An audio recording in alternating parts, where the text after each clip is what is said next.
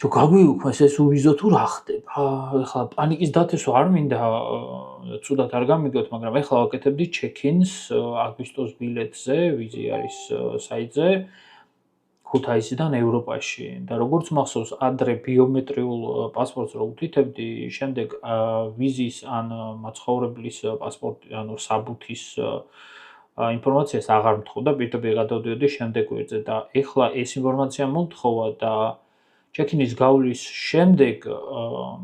boarding cards, ანუ ბილეთს არ მაბეჭდინებს, ანუ ვერ ჩამოვთვირთე. და ეს ყვითელი გამორთხილებელი ზოლებიც არ მახსოვს ადრე, რომ აეროპორტში უნდა შემოწმეს ჩემი საბუთები და თუ წესრიგშია მერე მომცემენ ბილეთს და ეგეთი რაღაცები და ბოლო პერიოდში ვისაც გაქვთ check-in-ი გაკეთებული, იქნებ დაწეროთ, ესე იყო ადრეც, ეხლა შეიცვალა რამე თუ რა ხდება, იმიტომ რომ ცოტა გაურკვევლობაში ვარ.